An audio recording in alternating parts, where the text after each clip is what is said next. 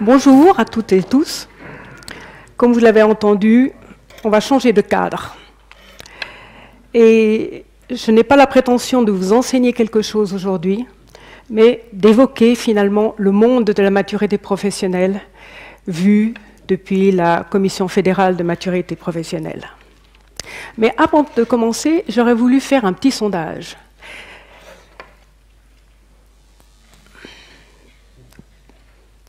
Qui travaille ou qui a enseigné qui a enseigné sous l'ancien droit de l'ordonnance sur la maturité professionnelle? Est-ce qu'il y a encore? Waouh! OK. Et sur le nouveau droit? Un poil de plus, d'accord? Qui est-ce qui s'occupe exclusivement de la MP1, de la maturité professionnelle intégrée? Il n'y en a pas beaucoup. J'ai dit exclusivement. Oui, il n'y en a pas beaucoup. Et de la maturité professionnelle post?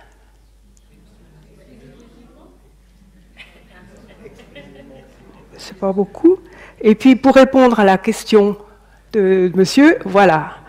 D'accord. OK. Alors, les autres personnes qui sont ni pour la maturité professionnelle intra, ni pour la post, c'est par intérêt pour la maturité professionnelle en général que vous êtes là, j'imagine. Oui, non. D'accord. Donc, comme je l'ai dit en préambule, je ne vais pas parler de qualification pédagogique et didactique. Ça, c'est votre domaine. Je vous parlerai d'autre chose. Ma présentation aura 6 points. Je présenterai le système éducatif, ça ira très vite. Les acteurs, ça ira aussi très vite. Le cadre juridique, ce sera intéressant. Ensuite, en 4e point, je parlerai des différences entre l'ancienne maturité et la nouvelle. Puis, je parlerai du rôle de la Commission fédérale et ce qu'elle fait. Et je laisserai la place à des questions. Voilà, le système éducatif tel que vous le connaissez bien, la maturité professionnelle, degré secondaire 2, pour passer en degré tertiaire. Je ne vais pas épiloguer là-dessus, vous connaissez bien. J'ai voulu faire aussi un petit dessin, comme M. Fabre, et voilà ce que je voulais représenter. C'est toutes les possibilités de passer du degré tertiaire 2 au tertiaire, du degré secondaire 2 au tertiaire. Et évidemment, ce qui nous intéresse essentiellement, c'est cette ligne CFC maturité vers les HES. J'ai mis ici une petite passerelle parce que on sait que c'est une des particularités de la maturité professionnelle, c'est qu'elle nécessite d'avoir une connexion entre le CFC et la HES. Voilà, les acteurs. Les acteurs, on en connaît un certain nombre, la Confédération, le département fédéral de l'économie et de la formation et de la recherche, le CEFRI, vous le connaissez bien. Il y a évidemment les cantons, les organisations du monde du travail, les écoles, que ce soit la direction, mais vous aussi, et les entreprises, et en dernier lieu, les jeunes et adultes. Il n'y a pas de hiérarchie d'importance, simplement il y a les décideurs, maturité professionnelle, et il y a les faiseurs, c'est vous. Au niveau du cadre juridique, la loi sur la formation professionnelle, qui datait de 1978, a été révisée et date de 2002. L'ordonnance sur la formation professionnelle datait de 1979, elle a été révisée en 2003. La loi sur les HES date de 1995. Toujours d'actualité. L'ordonnance, 96, juste derrière. Et l'ordonnance sur la maturité professionnelle, qui est née en 98 et qui a été révisée et qui date de 2009. Et le fameux plan d'études cadre que je pense que vous connaissez par cœur, qui date de 2012. J'ai voulu faire un peu cette présentation pour montrer dans quel cadre on évolue et comment il y a eu des révisions qui font que le PEC est le dernier élément de la maturité et juste avant, c'est l'ordonnance sur la maturité professionnelle qui a été révisée. Le dernier point qu'on peut rajouter, c'est la loi sur la formation continue, puisque le degré tertiaire fait partie de la formation continue. Donc, je l'ai mentionné aussi, et qui date de 2014, donc qui est très récente. Maintenant, je vais passer au point 4, qui est la différence entre la maturité de l'époque, depuis 1994, et la maturité ordonnance 2009, PEC 2012.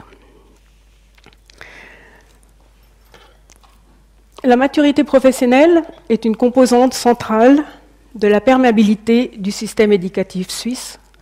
Elle complète la formation professionnelle initiale avec une culture générale élargie, mais ça, vous le savez bien. La maturité professionnelle a été créée pour revaloriser la formation professionnelle, faciliter l'accès au tertiaire, permettre une meilleure adaptation au marché du travail et de ses changements, et harmoniser le système de la formation professionnelle au plan national. Donc maintenant, la maturité professionnelle appartient de plein droit au système éducatif, et avec la voie qui est maturité professionnelle, haute école spécialisée, et puis même maintenant, la voie maturité professionnelle et les hautes écoles universitaires. Les titulaires de maturité professionnelle disposent d'une double qualification, puisqu'ils ont un métier de par leur CFC, et ils ont démontré une aptitude aux études, donc pour entrer au degré tertiaire. La maturité professionnelle est la voie royale d'accès au HES.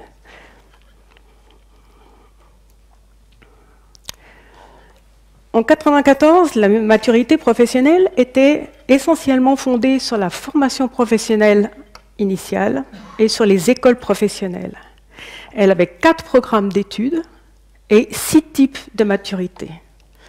Les 6 types, vous les voyez à gauche.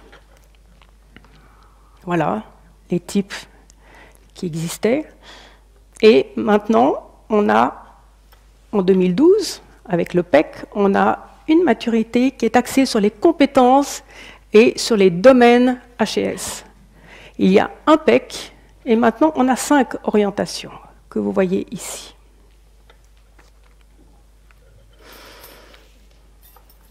Chaque orientation de maturité mène à des domaines d'études HES qui sont nécessairement apparentés à la profession CFC. Là, on voit de nouveau les domaines, les orientations de maturité que je venais d'évoquer avant, avec la correspondance des domaines, des domaines d'études HES. Alors là, il y a une réflexion qui est intéressante, c'est que pour les maturités intégrées, le carcan existe, puisqu'il dépend en fait de la maturité que vous êtes en train de faire, ou que vos élèves sont en train de faire, et donc définit le domaine d'études HES. Ce qui est beaucoup plus facile et plus léger avec une maturité post, parce que vous avez plus d'accès. Vous n'êtes pas trop contraint par la formation professionnelle.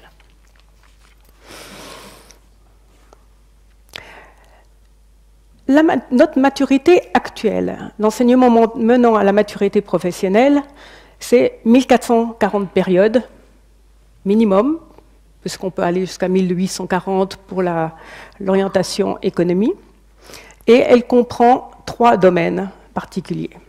Le domaine fondamental, de 720 périodes, et qui concerne toutes les branches communes à toutes les orientations de maturité.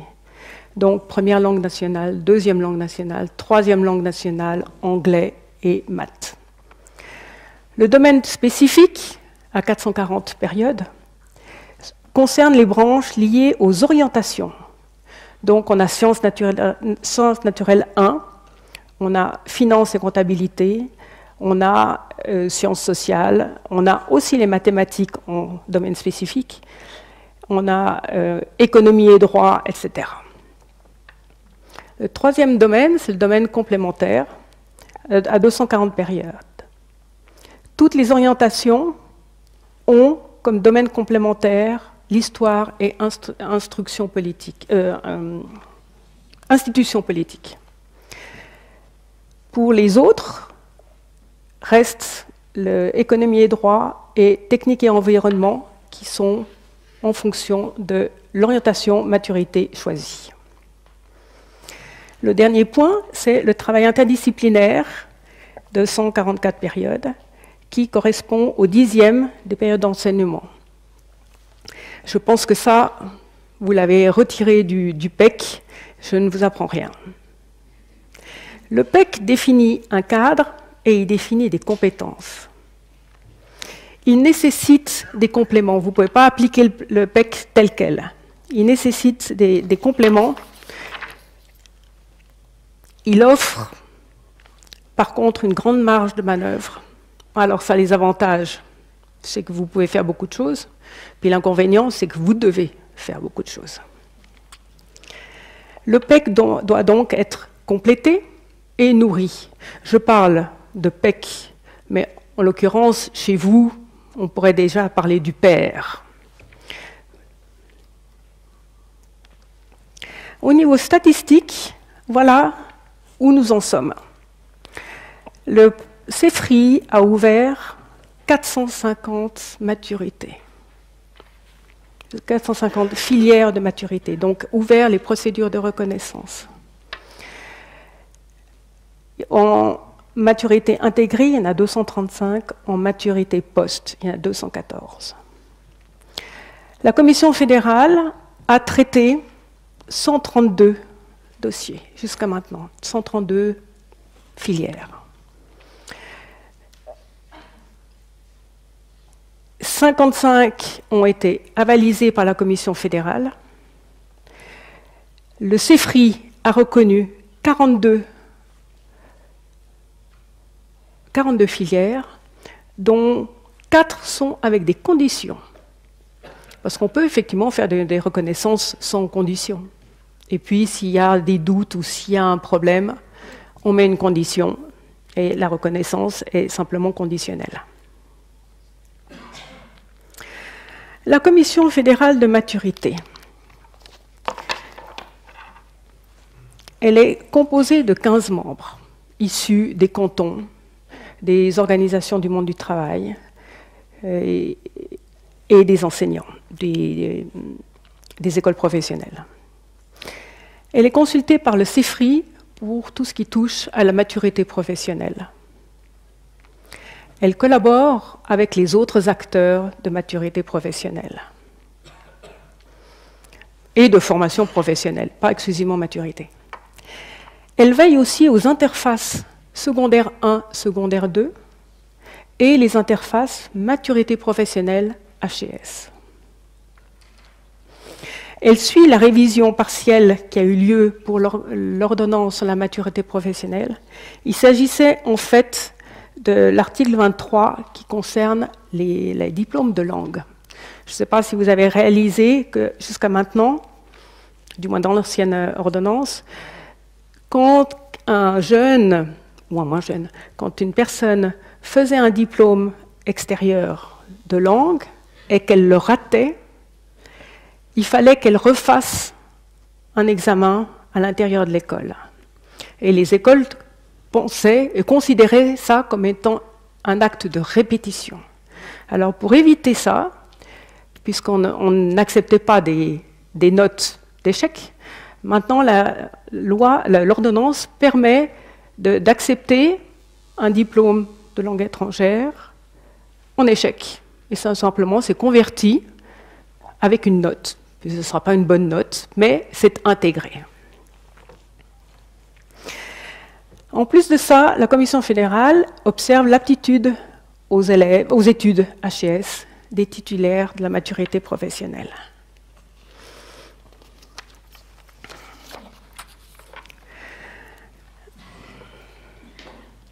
Les tâches de la Commission fédérale de maturité professionnelle sont traiter du renforcement de la maturité professionnelle, travailler à une meilleure communication marketing sur la maturité professionnelle, donc mieux la présenter. Elle observe le blended learning, qui devient de plus en plus courant et qu'on observe pour savoir s'il y a des dispositions à prendre. Elle détecte les nouveautés, les besoins, les souhaits des cantons et ou des écoles. Elle veille à l'application des exigences, que ce soit les ordonnances, les lois ou le PEC, ou le PER. Une chose qui est très importante pour nous, c'est de garantir l'équité de traitement des rapports finaux. Parce que jusqu'à maintenant, comme nous avions des experts scolaires qui procédaient à qui faisaient les procédures de reconnaissance, ils écrivaient des rapports, mais ils écrivaient des rapports à partir de 0. Donc, on avait des rapports qui pouvaient faire une page ou des rapports qui en faisaient 15. Donc, il y avait une inéquité crasse, c'est une réalité, et il y a eu des injustices, et c'est ça qu'on a voulu absolument éviter. Donc, pour éviter cela, on a mis en place une structure, et c'est pour nous très important de garantir que toutes les filières sont traitées de la même façon, que ce soit d'une école à l'autre ou d'un canton à l'autre. On veut éviter d'avoir des commentaires du style « oui, mais l'autre », voilà. Et la Commission fédérale préavise les reconnaissances pour le CEFRI. Je reviens là-dessus. Il y a 3 points que je veux maintenant évoquer avec vous. C'est parler du renforcement de la maturité professionnelle, parler de la communication marketing sur la maturité professionnelle et parler des modalités de reconnaissance.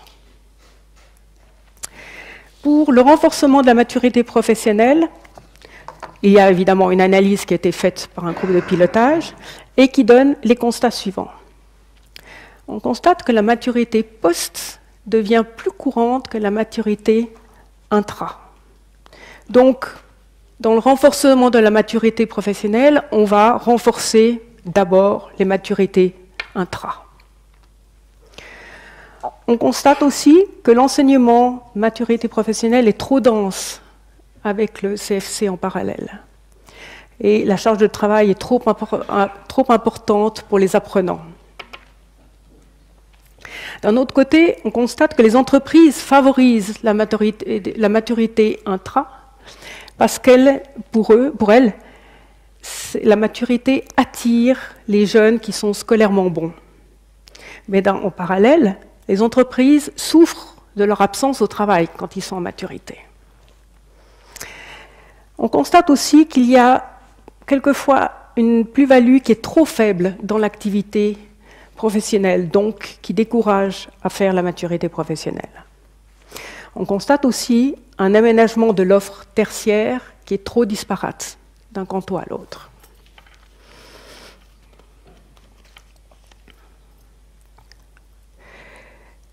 Et finalement, les apprenants et les entreprises souhaitent une meilleure répartition de la maturité professionnelle. Du coup, des principes directeurs ont été établis. Et ces principes directeurs sont les suivants. Hop là. On a proposé que moins de 50% des périodes d'enseignement maturité professionnelle soient enseignées avant le début de l'apprentissage. Une autre possibilité, c'est que jusqu'à un tiers des périodes d'enseignement maturité professionnelle soient enseignées jusqu'à 1 an après le CFC. On part du principe, un principe directeur, ce serait de dire on n'enseigne pas de branche du domaine spécifique avant le début de l'apprentissage. On évoque aussi le fait que les examens de maturité soient possibles 1 an avant la fin de l'apprentissage. Une maturité professionnelle dès la 2e année d'apprentissage pour les formations professionnelles qui seraient aussi de 3 ans. Et puis, on voudrait pouvoir, un principe directeur, ce serait d'autoriser des examens partiels dans les sciences naturelles et les sciences sociales. Actuellement, dans une branche composite sciences naturelles ou avec chimie physique, il faut que chimie physique soit fait dans la même foulée. On ne peut pas faire ça sur 3 jours ou sur 2 semaines. Actuellement, il faut que ce soit fait dans la même foulée, donc dans la même matinée. L'idée, c'est d'envisager des examens partiels. Pour reprendre la situation structurelle, actuellement, vous voyez ici qu'actuellement, on a la maturité professionnelle, toujours en intra, sur 3 ans ici et sur 4 ans ici. Le principe directeur voudrait que sur les 3 ou 4 années de la formation professionnelle, seule la moitié de l'enseignement maturité serait fait et serait précédée d'une année avant la formation. J'ai plus de souris ? Ah oui.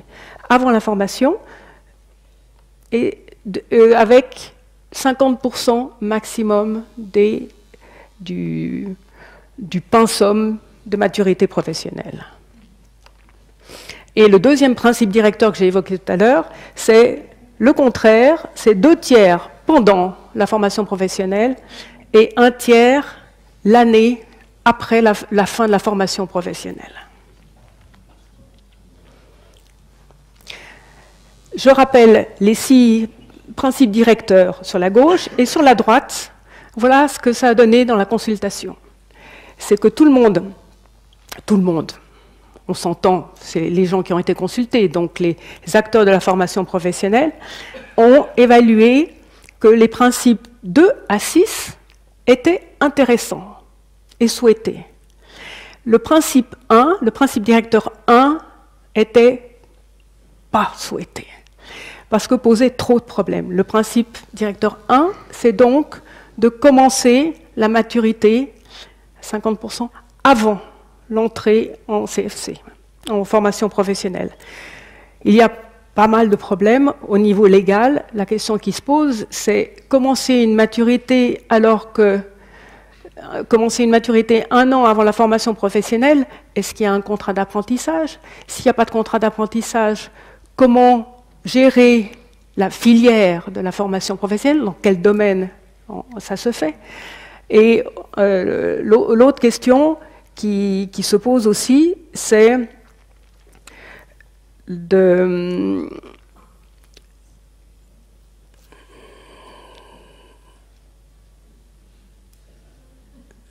J'ai perdu le fil.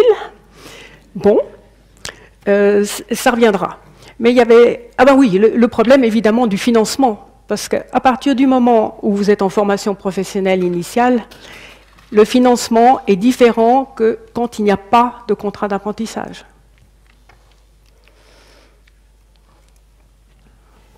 Voilà ce qui était pour le renforcement de la maturité professionnelle. Il y avait un autre axe que je voulais évoquer, c'était la communication marketing sur la maturité professionnelle. Alors de nouveau, il y a eu une analyse par un groupe de pilotage et on constate les choses suivantes. Les cantons informent pas mal, les entreprises et les organisations du monde du travail informe beaucoup moins.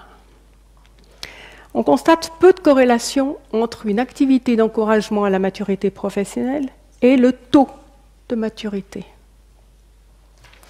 On constate aussi que la maturité professionnelle est mal connue et que ses perspectives de carrière sont mal connues. On constate aussi de grandes différences entre les cantons. Les actions qui sont entreprises sont identification des groupes cibles, établir un concept de communication, créer des instruments du style boîte à outils, plateforme informatique, produits papier, etc. Mettre à disposition de tous les partenaires de la formation professionnelle et des multiplicateurs ces instruments. Sensibiliser les conseillers en orientation, informer davantage dans les salons des métiers et collaborer avec les écoles.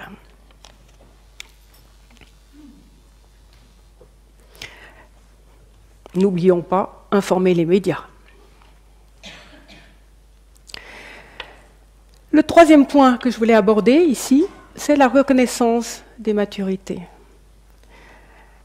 Donc, la Commission fédérale travaille avec des experts scolaires. C'est eux qui sont sur le terrain et qui vont aller dans les écoles et étudier les filières de maturité. La Commission fédérale ne travaille que sur les rapports finaux. Je vous expliquerai la procédure, le processus. Il y a 5 phases. Mais la Commission fédérale ne travaille que sur la dernière phase. La Commission fédérale, évidemment, contrôle l'application du cadre législatif, que les lois, les ordonnances, le PEC. Est-ce que tout a été bien appliqué dans la filière? Elle garantit aussi une cohérence dans les rapports E, une cohérence dans un rapport E, de façon à ce qu'on ne se trompe pas de filière en cours de route, parce que les experts scolaires ont pas mal de filières en tête, et il peut s'avérer que de temps en temps, il y a un copie-coller qui fait mal. Donc, nous garantissons cette cohérence dans le rapport E. Nous garantissons aussi une cohérence dans les rapports E, dans les différents rapports, de façon à garantir cette équité de traitement. Voilà. Veiller à l'égalité de traitement de tous les rapports. Le rapport final que nous étudions fait partie intégrante de la décision de reconnaissance. Donc c'est un document qui est très important.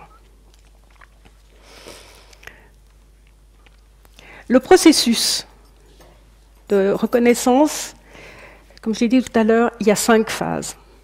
La phase A, c'est le canton qui dépose le dossier et qui reçoit une grille à remplir et qui détermine tous les éléments que le canton doit fournir au CEFRI. La grille B, C, D sont de nouveau des grilles qui sont données à l'expert scolaire et qui va lui permettre de faire des évaluations du dossier du canton, de la visite de l'école et de l'évaluation des examens de maturité professionnelle. Donc ça, ce sont des grilles où les experts peuvent faire des commentaires et mettre une petite croix comme quoi c'est validé ou pas validé, satisfaisant, pas satisfaisant. Et la dernière phase, c'est le rapport E, qui est un rapport final et avec proposition de reconnaissance. Le processus de reconnaissance est évidemment important et le rapport E résume finalement le travail des grilles A, B, C et D. C'est un regroupement d'un certain nombre de points qu'on trouve dans le rapport final. Alors, ce rapport final a été structuré de façon à ce qu'on puisse obtenir une uniformité de présentation et que tous les experts donnent la même structure d'information. Ça nous permet de mieux pouvoir garantir l'égalité de traitement. Alors, le rapport final est composé d'une page de garde avec plein d'informations techniques et administratives, mais bêtes et méchantes, qu'on trouve d'ailleurs sous toutes les grilles. C'est le nom, c'est qui est responsable, c'est le numéro, etc. Ensuite, il y a un rapport récapitulatif, qui est en fait du texte écrit par l'expert scolaire qui fait son bilan et qui dit ben voilà comment ça s'est passé, voilà les réflexions qui se présentent. Ensuite, il y a un tableau de critères qui est à remplir. Je vous en parlerai, je vais évoquer les critères qui sont pour nous importants dans le cadre d'une reconnaissance. Et ce rapport final se termine par un préavis à la Commission fédérale qui, elle, va préaviser au CEFRI. Les critères pour la reconnaissance maturité professionnelle qui sont importants pour nous, pour la Commission fédérale, sont le plan d'études. Le plan d'études, est-ce qu'il est appliqué? Comment il se présente? Comment il a été complété par rapport au PEC? Est-ce qu'il est cantonal? Est-ce qu'il est régional? Est-ce qu'il est local? Est-ce qu'il est de l'école? Voilà, on regarde ça. Et évidemment, nous, pour être sûr du fait que c'est un document qui va être conservé avec la reconnaissance, on date tous ces documents. Tous les documents qui sont vus par les experts sont datés, comme ça on peut, en cas de question, on peut toujours s'y référer. Ensuite, il y a le tableau des périodes d'enseignement. Puisque ça, c'est la marge de manœuvre qui est donnée par le PEC, c'est que le tableau des périodes d'enseignement est à établir, puisque la chronologie des branches n'est pas imposée, les heures sont en fonction, par semestre, c'est à vous de les établir, donc il y a vraiment une grande marge de manœuvre. Les examens finaux, bon, ben, il faut savoir si toute la procédure des examens qui est évoquée dans le PEC, vous avez même un chapitre spécial examens finaux dans le PEC, donc est-ce que ces prescriptions sont respectées? Évidemment, il y a le fameux travail interdisciplinaire, que ce soit de branche ou centré sur un projet. Donc de nouveau, il y a des explications dans le PEC. Hop là. Il y a aussi un critère sur la qualification des enseignants. Et ça, c'est un problème dans certains cantons, les petits cantons en général, qui ont des enseignants qui ne sont pas tous qualifiés pour la maturité professionnelle. Mais on ne peut pas envoyer tous les professeurs, tous les enseignants qui ne sont pas qualifiés, on ne peut pas les envoyer en formation, parce qu'à ce moment-là, l'école ne fonctionnerait plus. Donc, elle doit prévoir un plan de formation de ces enseignants, et ça peut prendre un certain temps. Et ça, plus le canton est petit, et plus ça pose de problème.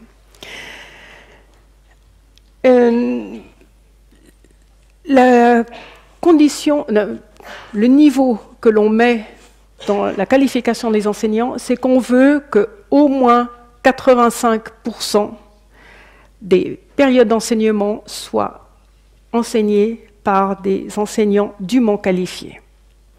Donc, il y a un 15% qui vous est laissé.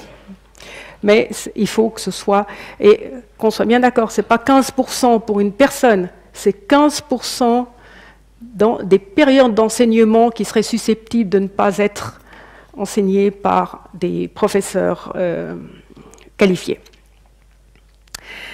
Et le dernier critère, c'est la conclusion, évidemment.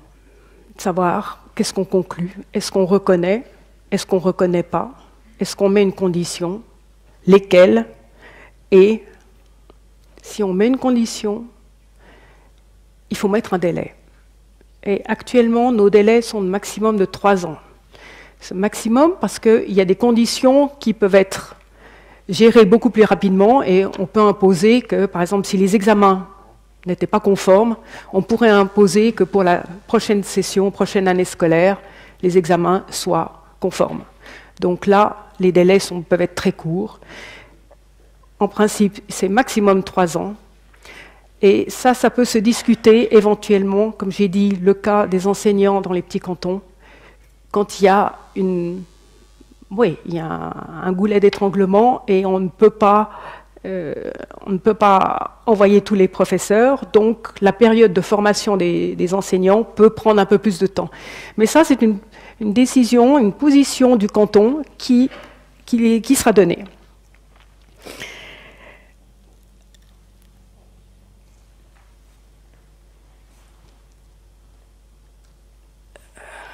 Alors, il est midi moins 10. Alors, de deux choses l'une, soit j'entre dans le détail de tous ces points, soit je travaille plutôt sur la conclusion et de savoir ce qu'on fait avec ces rapports. Parce qu'expliquer le plan d'études, les travaux, tout ce qu'on attend ou ce qu'on vérifie...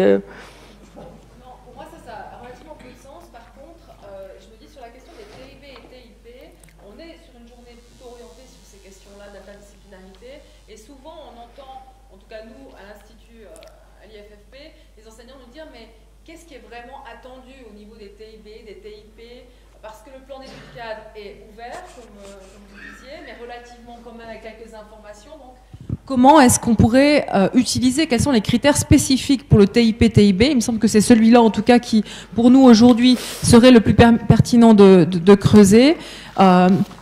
Qu'est-ce que vous regardez, finalement, dans cette commission par rapport à ce point-là, et puis qui pourrait aussi nous servir à nous, ensuite, dans la réflexion de la journée, pour aller plus loin dans la construction de ces TIB, TIP, de voir les points de vigilance, finalement, à garder à l'esprit. Je ne sais pas si ça vous convient. Oui? Oui. Il y a un monsieur qui a dit oui. Non, alors, ils sont nombreux. Oui. D'accord. Bien. Alors, je vais passer très rapidement.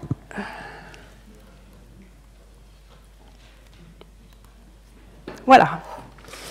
Les critères que nous observons et que nous analysons en ce qui concerne le travail du TIB et du TIP. Il s'agit de vérifier que les branches de la maturité professionnelle ont été mobilisées pour le travail TIB et pour le TIP. Donc, comme Aude a expliqué, il y a une grande marge de manœuvre et nous vérifions que ce soit les branches de la maturité professionnelle qui soient vraiment impliquées et pas les branches CFC. On vérifie aussi que le tableau... Hop là.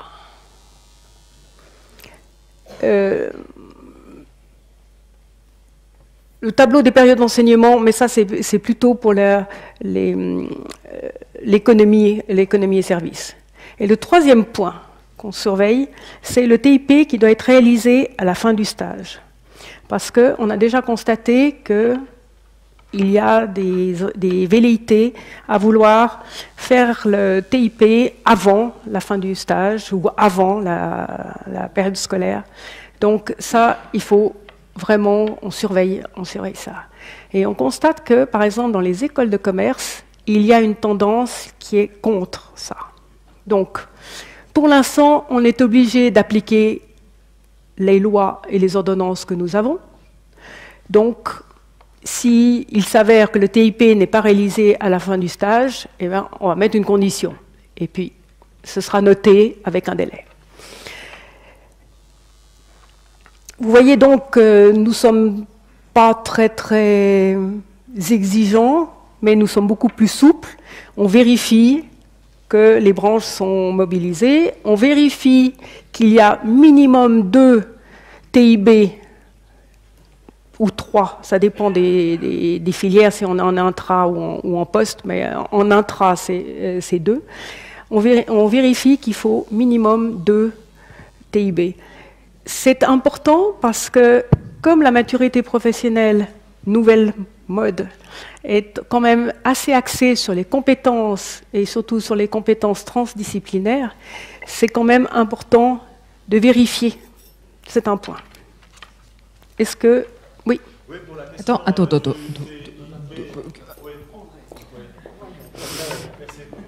Pour la question du TIP qui est à réaliser dans les écoles de commerce lors du stage, ça pose quand même un certain nombre de problèmes du point de vue des disciplines, parce qu'ils ne sont plus sous l'égide de l'école, ils sont encadrés plutôt sur le lieu de travail et non pas par des enseignants. Et comme on a envisagé les TIP, le plus souvent, c'est des équipes d'enseignants qui suivent les travaux interdisciplinaires et qui garantissent cette pluralité de vision disciplinaire. Et on voit que que ces TIP dans le monde du commerce sont souvent des approfondissements de problématisation du travail, de l'ordre du travail, et sont assez éloignés des disciplines. Alors dans certaines écoles, on essaye de faire un TIB en 2 étapes. Une partie c'est fait en milieu scolaire, pendant l'avant-dernière année d'études, et ensuite on profite du stage pour le peaufiner ou pour élargir ou approfondir un des aspects. Mais ça pose un sérieux problème aux écoles de dire que ce TIP doit être réalisé à la fin du stage et non pas à la fin de la formation telle qu'on peut la concevoir en établissement, en école. Ça, c'est une grande tension. Oui. Je ne sais pas ce que vous en pensez. Non, c'est une réalité, mais une loi ou une ordonnance est établie en fonction de paramètres du moment. Et une fois que c'est établi et que ça entre en vigueur, on applique, on vit avec ce cadre législatif et on se rend compte qu'il peut y avoir des problèmes où ça coince. Donc c'est typiquement la chose qu'on est en train de voir. La même chose pour les principes directeurs. Les principes directeurs ne peuvent pas être aujourd'hui mis en pratique parce qu'ils ne sont pas autorisés par la loi, par le cadre législatif. Donc on étudie la possibilité d'offrir ces principes directeurs et de les appliquer, mais ça va être sous forme de projet pilote, ça va être sous forme pour voir si ça tient vraiment la route. Donc, effectivement, votre marque, elle sera dans le même sens, elle va dans le même sens. Merci. Je propose qu'on passe à une phase de questions, en tout cas notamment par rapport à cette slide sur les critères des TIB et des TIP. Donc s'il y a des questions, on passe le micro et puis on essaie de voir justement comment est-ce qu'on peut approfondir cette question-là sur des points qui vous intéressent, vous qui êtes les praticiens, qui mettez en place et mettez en œuvre ces TIB. Je réalise que j'ai sauté une page et que, en fait, nous faisons attention évidemment à l'organisation du TIB, heures, domaine d'études, le nombre dans l'année, la description des activités et qu'est-ce qu'on attend, quelles sont les compétences qui sont visées par ces TIB. On demande aussi une description du TIP, de savoir comment il va se faire, et on demande aussi comment se présente l'évaluation du TIP ou du travail interdisciplinaire, y compris la problématique d'une éventuelle répétition. Donc voilà les choses qu'on surveille. Et pour ça, vous avez les dispositions de l'ordonnance et du PEC. Est-ce qu'il y a... Oui. On a une première question là. Oui, alors c'était par rapport au slide que vous aviez tout à l'heure. Donc si vous pouviez avancer, enfin un tout petit peu. Là voilà, par rapport au stage, est-ce que le stage concerne principalement la formation des employés de commerce? Oui. D'accord. Alors j'ai plus de questions du coup. Mais il me semblait qu'il y avait une autre question là-bas. Là-bas. Oui, c'était au sujet des TIB. Oui. C'était pas clair vraiment dans le plan d'études combien de TIB était nécessaire. Il parle en termes de notes, en termes de travaux. Donc combien de TIB doivent être faits, combien de prestations qui correspondent à combien de notes? Ça, c'est dans le TIB, dans le PEC. Je vais vous dire exactement où. Si je le trouve, voilà.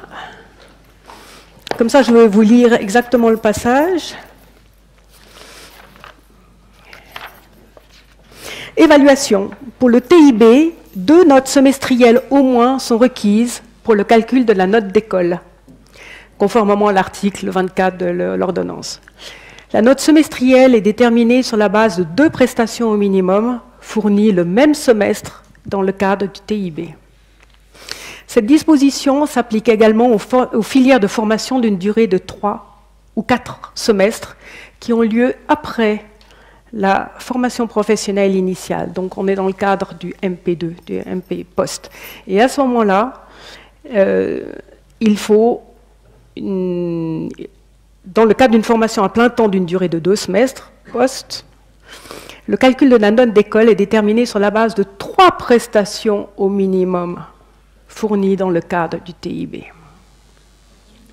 Sur cette base, il incombe aux écoles professionnelles de définir de quelle manière détaillée les modalités d'évaluation du TIB. Ces modalités doivent être connues au début de la filière de formation, évidemment. Et ça, c'est la page 135 du PEC. Ça veut dire donc... Minimum 2. Minimum. Minimum 2 en... 2 prestations qui seront chaque fois notées par une note. Oui. Ok.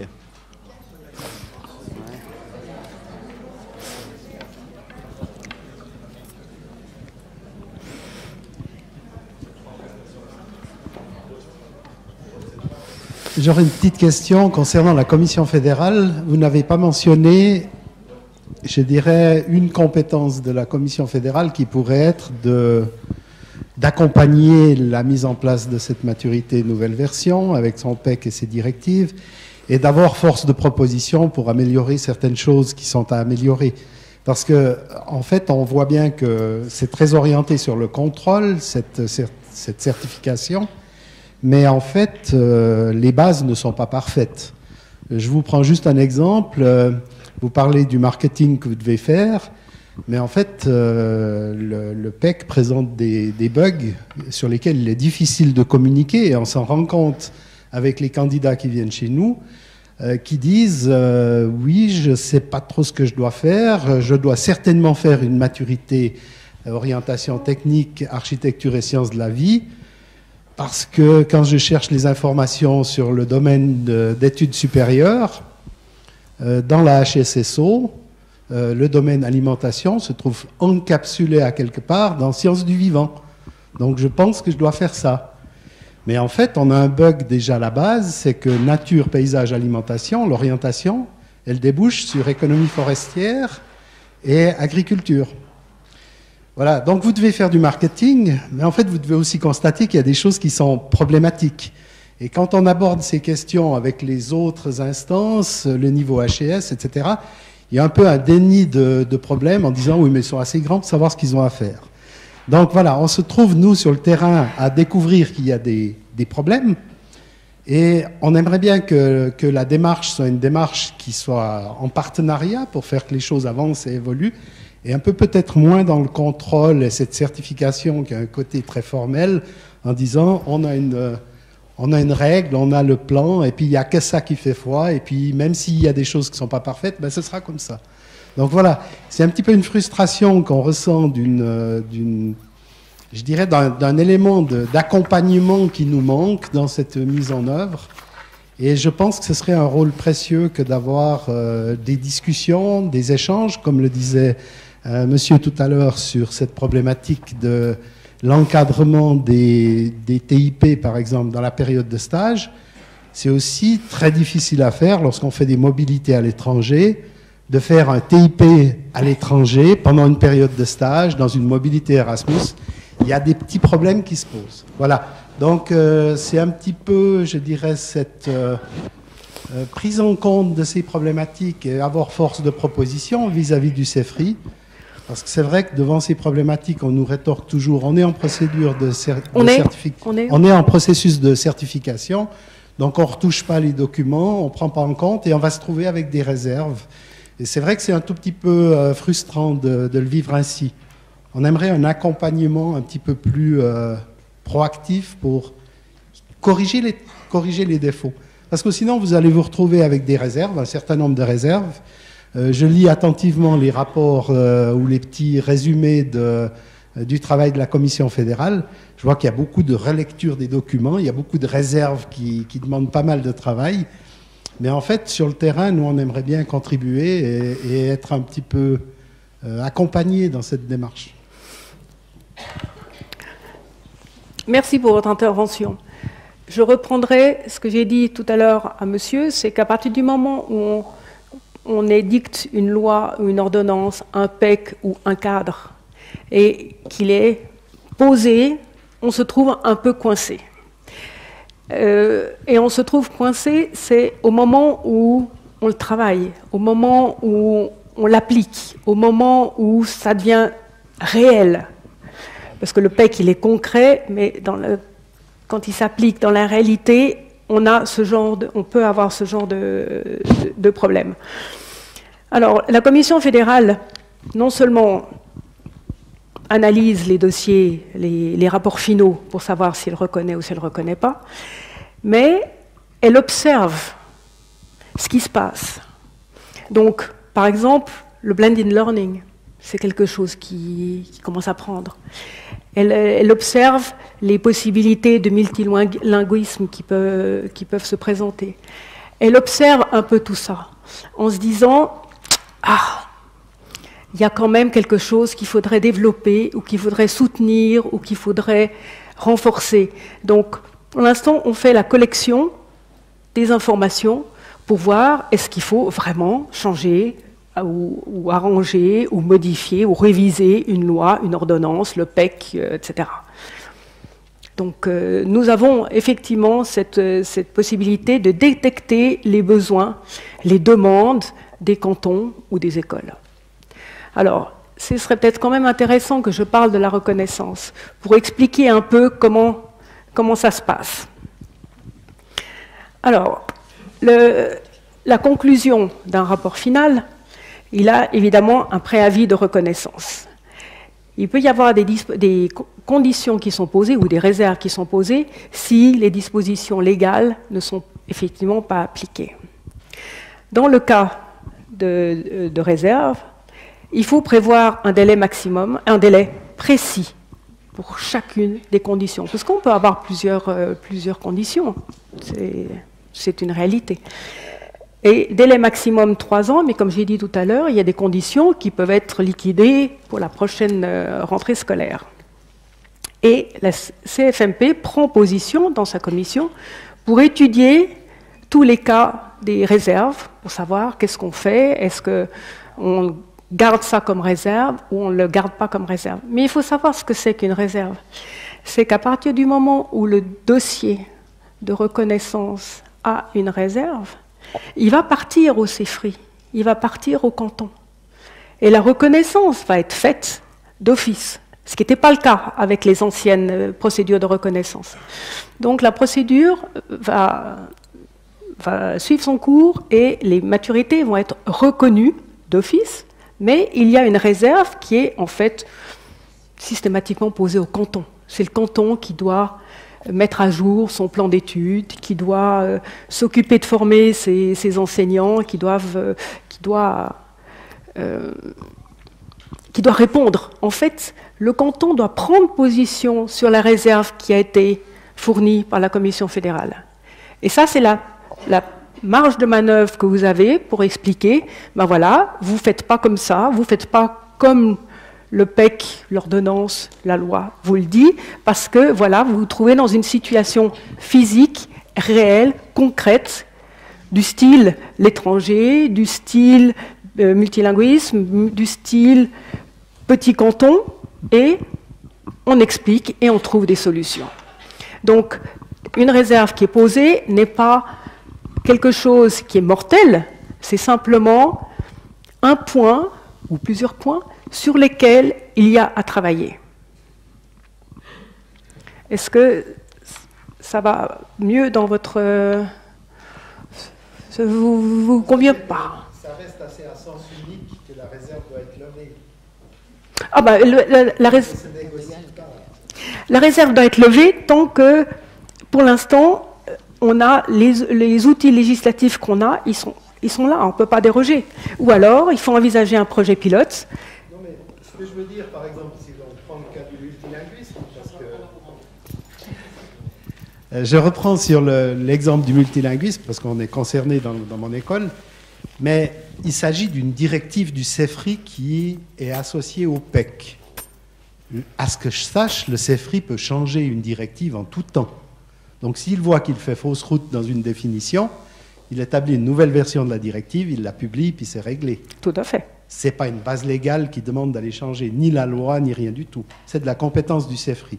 Donc en ce sens-là, je dirais que la Commission fédérale, si elle a force de proposition, censée, parce qu'elle détecterait quelque chose, elle peut, au lieu d'établir une réserve, elle pourrait dire il faudrait peut-être changer quelque chose parce qu'on constate qu'il y a des problèmes qui n'ont pas été imaginés. Voilà. Mais vous imaginez bien que s'il y a une personne qui fait une réserve, ce sera difficile de lancer la machine CEFRI. Maintenant, si on constate que c'est un problème qui est assez fondamental ou que c'est un problème qui est récurrent, il est évident que le CEFRI, il est dans la Commission fédérale, il assiste, il n'a pas de pouvoir, mais il assiste, donc il entend tout ce qui se passe. Donc à ce moment-là, le CEFRI agira. Mais je peux pas, c'est pas moi qui peux faire des dispositions contre la loi et contre le CEFRI. Même si je sais que je pourrais arranger beaucoup d'experts scolaires ou d'enseignants ou de directeurs d'école ou de cantons, mais je ne peux pas. Très bien, merci. Voilà, je peux continuer sur la... Pardon. C'est vrai que si on a des questions, je trouve que c'est intéressant qu'on puisse aborder les thématiques au travers de questions, si ça joue.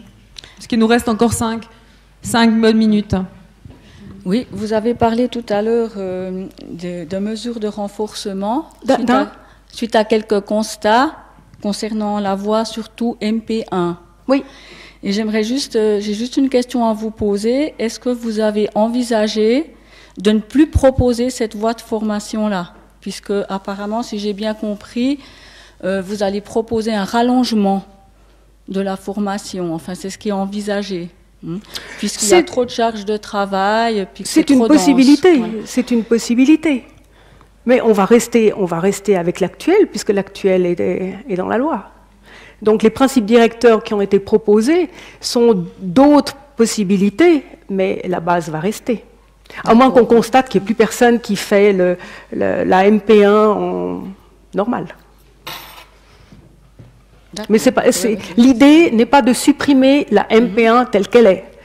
On envisage, comme je l'ai présenté dans les principes directeurs, on a la MP0 où on commence avant, puis on a la MP3 qui continue après, mais c'est des propositions.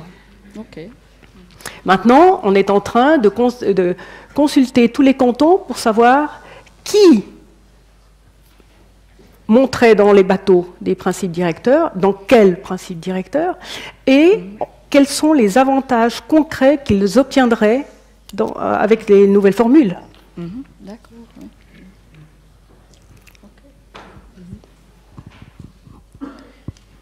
Il y avait encore une question. Bonjour. Une question sur les critères de reconnaissance. Ne figure pas dans vos critères une démarche qualité et une certification qui semblent être aussi exigées pour ces reconnaissances? Qu'en est-il? Est-ce que c'est une particularité? La qualité de la maturité professionnelle? Non, une démarche qualité externe, un QSC par exemple, Quality Study Certificate, qu'on doit obtenir pour valider cette reconnaissance. C'est en tout cas ce qu'on nous a demandé à Genève. Alors est-ce que c'est une spécialité genevoise? Alors évidemment, il y a des spécialités dans tous les cantons, ça c'est clair. Mais au niveau de la qualité des maturités professionnelles relève du canton. Donc c'est le canton qui s'occupe de ça. Le CEFRI ne peut plus intervenir et nous ne pouvons pas intervenir. Mais ce que je veux dire, c'est que ce n'est pas un critère qui figure dans vos demandes de reconnaissance, d'avoir un label qualité. Non, mais il est évident que si l'expert scolaire fait valoir une norme ISO dans une école, il est évident que ça facilite du moins, ça donne confiance qu'il y a une autre structure de contrôle qui s'est faite en parallèle et puis qui donne un niveau de qualité, qui assure le niveau de qualité. On n'a pas besoin de vérifier, nous. On ne s'occupe pas de ce genre de choses. Oui, bonjour. J'avais juste une petite question, je ne sais pas si c'est de votre ressort. Est-ce que vous savez s'il y a une révision du PEC qui est envisagée? Si oui, un peu quand, dans quel délai, et comment? Est-ce que ça sera au niveau des cantons qui seront consultés? Ça sera, je sais pas, la CLP au niveau du port, ou est-ce que ça descendra jusqu'au niveau des écoles ou des fils? Merci pour votre question. Effectivement, c'est une question qu'on se pose systématiquement une fois que quelque chose est concret et qui est posé et écrit noir sur blanc, on se rend compte qu'il y a des problèmes. Alors, comment est-ce qu'on va adapter? Est-ce que le PEC va être révisé vite? Est-ce que les ordonnances vont être révisées vite? On ne sait pas. On peut pas. Moi, je ne peux pas le dire. Je peux pas vous donner l'information. Je sais que le PEC a été déjà révisé. Non, c'est des. On ne peut pas appeler ça des révisions, mais il a un état qui est assez actuel. Mais il y avait eu des problèmes de traduction, donc c'est autre chose. Mais non, je ne peux pas m'engager sur une promesse de révision. Ça se fera si ça doit se faire. Mais ce n'est pas de mon ressort, ni de la Commission fédérale. Pour information, le PEC a été organisé, a pris longtemps à être mis sur pied, a impliqué un certain nombre d'acteurs, dont des enseignants pour chacune des branches, et avec sous l'égide d'un animateur, M. Bonatti pour ne pas le nommer, qui s'assurait que la structure était valable pour toutes les branches, et pas qu'on ait des spécificités dans chaque branche. Que la branche soit différente, oui, mais la structure, on la voulait être assez semblable. Pour permettre, ne serait-ce que ça, pour permettre aussi des classes hétérogènes.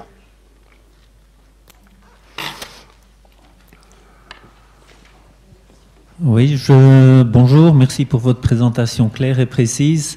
Je voulais faire part d'un sentiment que j'ai, d'une impression, alors elle est fausse, elle est réelle, j'en sais rien, mais vu au gymnase sur le canton de Vaud, quand on a des élèves qui arrivent, j'ai souvent l'impression qu'ils ne sont pas au clair sur la MP. La première cause, et je fais le lien avec votre plan marketing, c'est que je pense que les enseignants dans le secondaire inférieur ne sont vraiment pas au clair sur les possibilités. Pour exemple, on a souvent des élèves qui arrivent à la fin de la maturité, qui sont partis maturité HEC, et puis qui disent « Mais mon Dieu, si j'avais su, j'aurais fait école de com, la Matu Pro, et j'aurais été à la HEIG, par exemple. » Et ils nous reprochent de ne pas l'avoir dit. Donc, je ne sais pas si vous êtes conscient, si vous allez faire un effort sur la formation des enseignants. Je ne pense pas que ça demande un énorme travail. Je pourrais rajouter ça dans le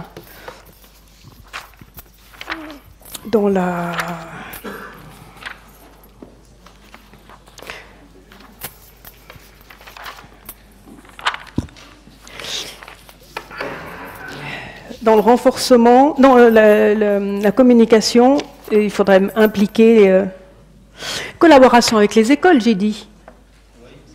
Donc, moi, je pense surtout aux enseignants, alors c'est peut-être inclus là-dedans. Oui, hein, oui, parce que c'est pas les directeurs qui vont faire quoi que ce soit, donc c'est vraiment les enseignants qui peuvent motiver les gens, leurs élèves, à faire ceci ou cela. Les élèves, en général, ils discutent avec leurs profs. Hein. Oui, justement, tout à fait. Et c'était oui. Alors, il y avait une remarque que je peux faire entre les maturités professionnelles et les maturités gymnasiales. C'est un peu l'avantage de la maturité gymnasiale et l'inconvénient de la maturité professionnelle. C'est la maturité gymnasiale, vous faites la matu, puis vous allez n'importe où. Vous n'êtes pas dans une filière. Et avec la maturité professionnelle, vous êtes plus encadré puisque vous dépendez de l'orientation HES. Donc, dans les grandes lignes, hein, évidemment, il y a des tas de procédures pour contourner tout ça, mais dans les grandes lignes, c'est ce que les gens pensent. Et puis une toute petite question, vous avez parlé de blended learning. Blended learning, vous oui. parlez de quoi là? C'est l'enseignement hybride. C'est-à-dire, vous avez du présentiel et puis vous avez du travail personnel, vous avez du travail ailleurs, vous avez du travail, mais ce n'est plus dans l'école. Voilà, encore une question qui est arrivée par le forum, donc je me propose de vous la lire simplement. L'examen Mathieu donné par le CEFRI en fait à des candidats libres. Sous quelle dénomination ça apparaît pour les MP1, MP2, MP3? Qu'en est-il de la communication autour de cette alternative? Et puis enfin, qu'en est-il pour les TIB, pour ces candidats qui ne suivent pas les cours finalement? Alors vous pouvez reprendre le début, j'ai pas compris. Le début c'est pour les examens de Mathieu professionnels qui ont lieu en fait pour les candidats libres, qui est donné par la CEFRI. Oui, oui, oui. Donc voilà, je fais que de relire la Oui, question. oui, tout à fait. Donc, qu'est-ce que vous voulez savoir sur les examens pour les candidats libres?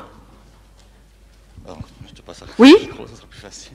Oui, bonjour, je voulais savoir comment était faite la communication autour de cette alternative-là.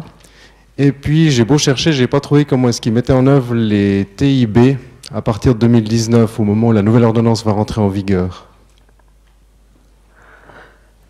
Le TIP, oui, j'ai vu la consigne, mais le TIB, par branche, a des élèves qui ne suivent pas de cours. Pour répondre à l'ordonnance, comment est-ce que vous faites? Vous me donnez vos coordonnées, je vous répondrai. Ça, c'est une bonne fin, je trouve. Non, là, je suis sans réponse pour l'instant. Je suis désolée, là. Merci en tout cas pour d'avoir tenté la réponse, mais je pense qu'en effet, on prend un peu de distance et peut-être regarder comment est-ce que ça se passe. C'est relativement nouveau aussi par rapport à cette nouvelle ordonnance. Parce que la commission fédérale s'occupe effectivement des examens fédéraux de maturité professionnelle, mais c'est une entité qui est assez à l'extérieur. Donc je ne suis pas assez impliquée pour pouvoir prendre position et répondre valablement. Merci. Je peux répondre sur la reconnaissance. Je peux répondre sur d'autres choses, mais sur les examens fédéraux, je ne suis pas suffisamment compétente. Très bien, merci. Très bien, je vous remercie en tout cas. Oui. J'ai pas fini, j'ai l'avant-dernier qui était, puisque la question c'était les enjeux. Oui. Alors j'avais 5 points. C'était renforcer la perméabilité du système professionnel et éducatif, renforcer la flexibilité sans pour autant supprimer ce qui a bien marché, valoriser la voie maturité professionnelle, traiter toutes les filières avec la même équité, pour nous c'est fondamental, ça c'est vraiment notre souci premier, et donner une chance d'évolution professionnelle à ceux qui n'en avaient pas au départ, parce qu'il y a toujours un départ quelque part, et tout le monde n'a pas les bonnes chances d'évoluer bien depuis le début, donc le rattrapage. Voilà. Les questions, je crois qu'on les a eues, donc merci à vous tous.